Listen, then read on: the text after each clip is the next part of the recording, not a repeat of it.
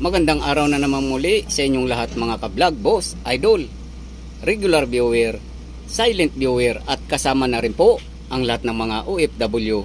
Ang gagawin ko naman ngayon ay maghihinang ako ng wire dito sa puwitan ng bombilya. So kapag sira na po kasi yung pinaka sakit ng bombilya na to dito sa loob. So ang ginagawa ko po ay minsan nagpapalit ako ng modify na minomodify ko. Ito yung nilalagay ko, yung ganito. So kapag wala naman akong available na ganito, kaya ganito po yung ginagawa ko.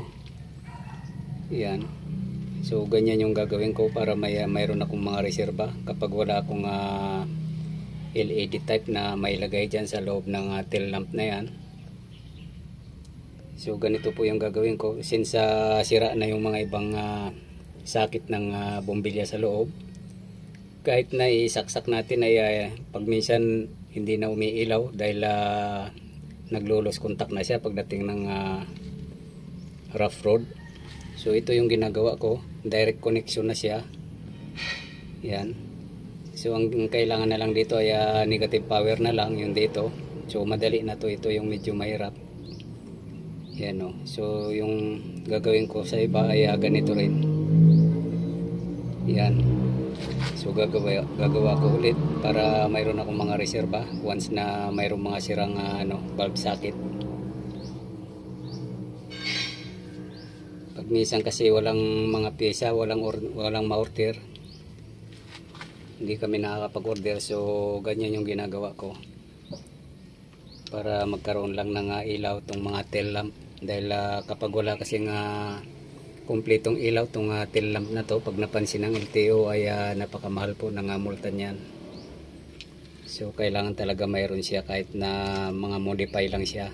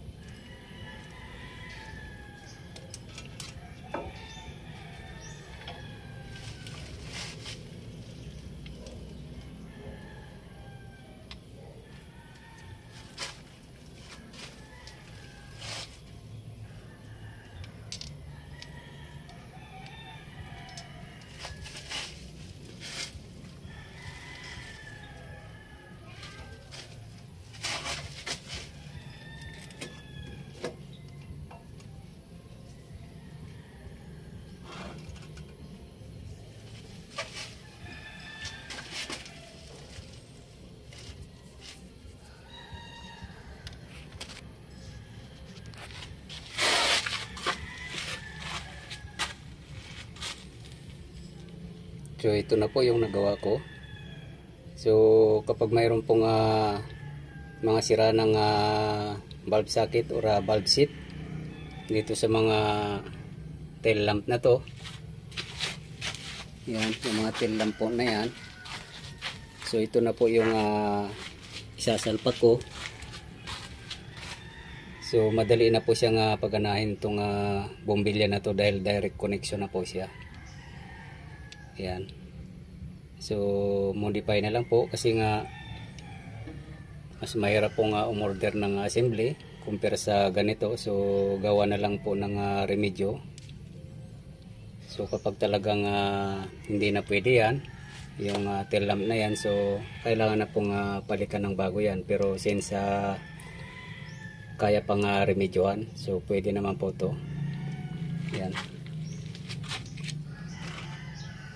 Yung iba naman po ay pinapalitan ko siya ng LED type. Since kapag minsan po ay wala kaming LED type na ilaw, so ito po yung ginagawa ko. So hanggang dito na lang po muna ang video kong ito. Please like, subscribe na lang po and hit notification bell para sa susunod na mga video. God bless all po.